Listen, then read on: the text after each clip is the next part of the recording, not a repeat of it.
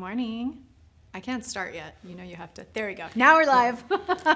Good morning, everyone. Happy Monday. I feel like I was just here because we were just here a couple days ago, but we haven't been live yet this new year, right? This is the first live of the new year.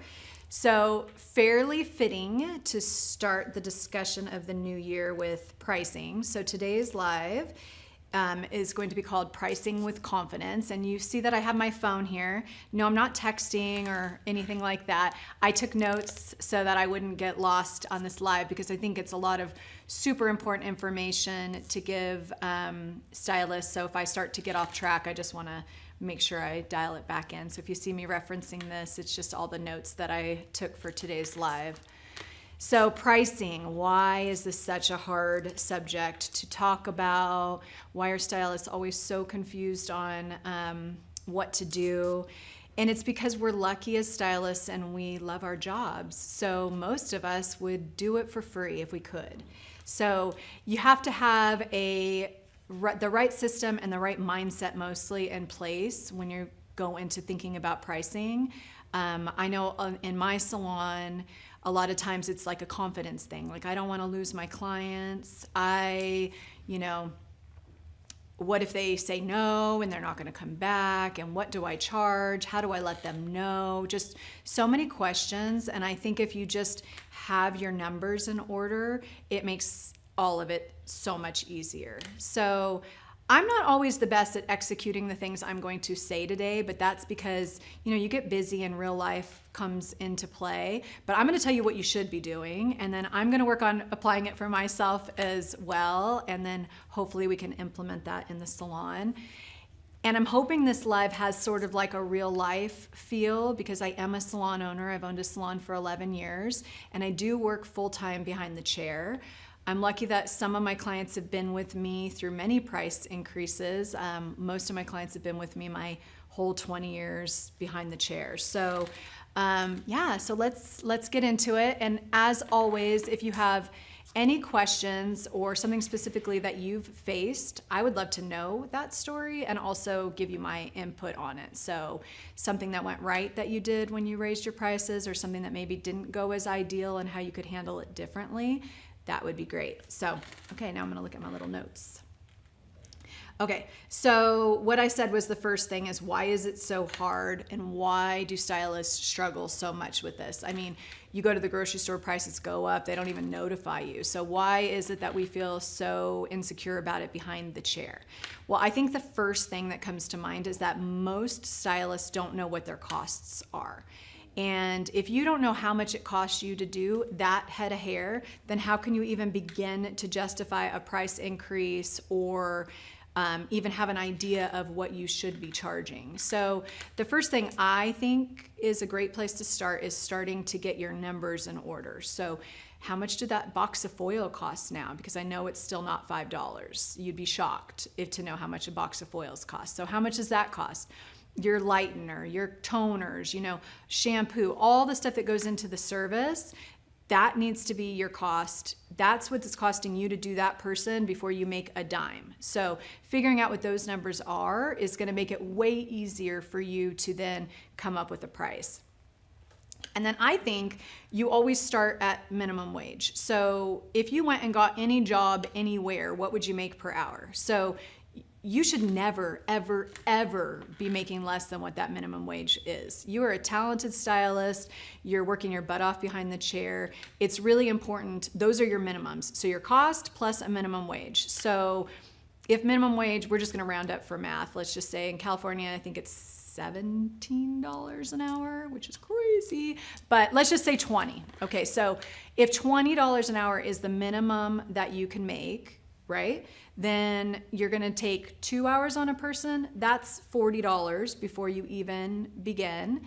And then you add your costs. So if your costs end up being $50 for a 2-hour service, you have to be making at least double that, in my opinion.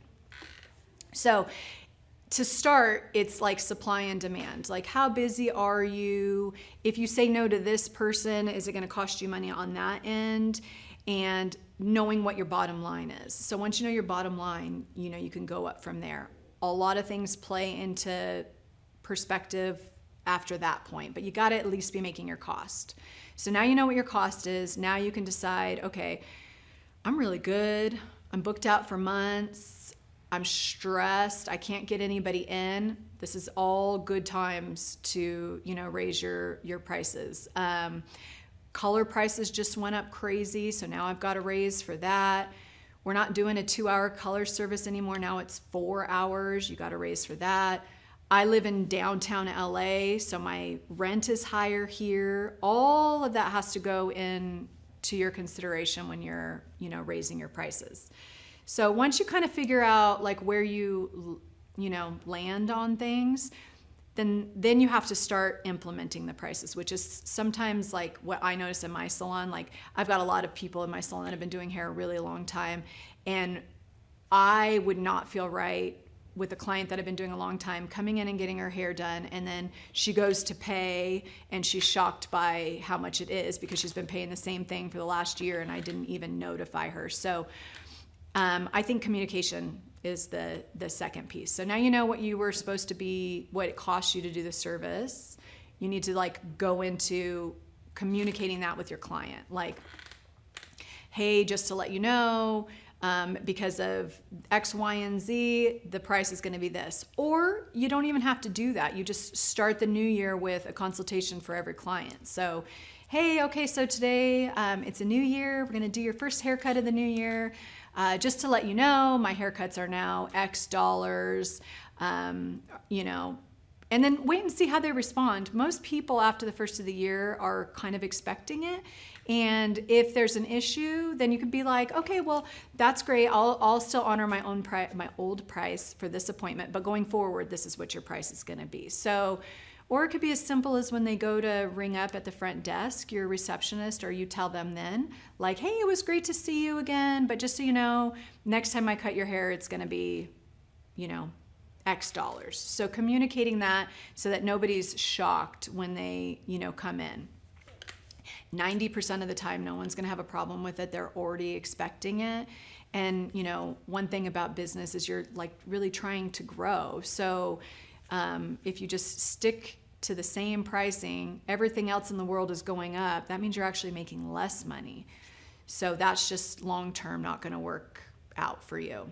Okay, I'm going to take a deep breath now because I'm rambling. If anybody has any questions, feel free to, fire away. We doing good, Mike? Yeah, I've got a question for you. Okay. When it comes to notifying your client, do you think it's better to do that in person or post it to the website or do an Instagram post, or what's the best way to approach that? I honestly think all of the above. So I think the more communication you can about it, the better. But in reality, in person, if it's a regular client, is going to be better. If it's a new person, it's so easy because they don't know what the pricing is anyways. So they sit in the chair and you're doing that. I mean, we did a video a couple weeks ago about consultation in the salon. And if you want to rewatch that, it's still up on our page. I just think setting the intention before you start. So yes, I do think you can absolutely new year, new pricing structure or whatever on your Instagram page is great.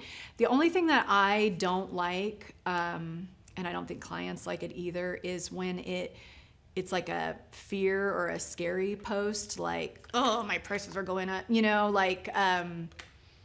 costs are up everywhere, my price is going up, or, anything like that. I just think your Instagram is supposed to be drawing people in and not telling them all the reasons they shouldn't come to you. So yeah, a lot of times your clients aren't getting the same thing every time. So when they sit in your chair, it's easy to just have a new consultation, So we typically will send out an email. The receptionist might hand out a paper or say, hey, this is what your pricing structure looks like next time. But honestly, it's more awkward just having the conversation. It's just a confidence thing. You just have to tell them and be confident with the decision. Another thing is if you're raising your prices because, let's say, costs went up, like everybody already knows that, but you're also raising it because your time is too much in demand and you just can't, it's time to raise it so that you could get either newer clients that are willing to pay that price point or just trying to free up a little time. By the way, that never works. Like my clients seem to be so loyal and I'm not trying to price anybody out of the market. Like I love that I do the same clients, that I've been doing the same clients. So you have to raise at a fair rate. Now, I could charge a lot more, and then I would be dealing with new clients every day, which some people are totally okay with that. But for me, I have to bear that in mind. Like, I can't make myself some crazy high price point and then expect my same guests to be able to pay it. So there is a little bit of a, balancing act with that.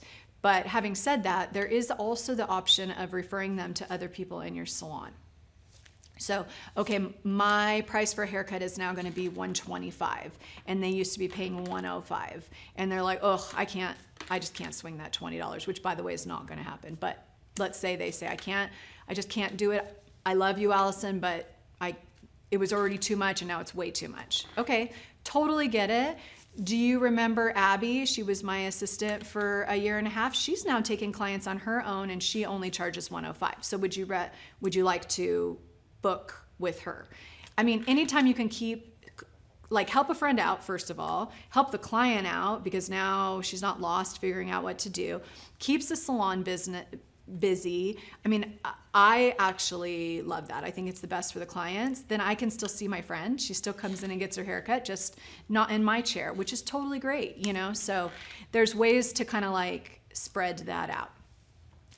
Any other questions in there? Otherwise, no, but I think you're touching on something that's going back to that fear, Yeah. raising your prices. That sort of lends its hand to that, because now not only are you letting them off easy, but you're finding a solution for them. You're not just creating a problem for them. Totally. And I find that just in all things with hair, that confidence is the biggest thing. If you're insecure about your price that you're telling them, they're going to be insecure about paying it. So if they think there's room to negotiate, of course they're going to. So if you're like, okay, your next haircut appointment's going to be, X dollars, or because you're now not just a touch up, we're doing all of these things, this is going to be the price. And I mean, you wouldn't go into the grocery store and be like, I'm not paying that for eggs. You either pay it or you don't. So I hate the idea of people doing that though, and then not referring to someone else in the salon. And then that just literally did nobody any good. So what are you hoping, that the client's going to go get a bad haircut and then have to come back to you? That just seems crazy. You've built a relationship with this guest, best to just keep them in the salon. Same with obviously I travel a lot with Unite.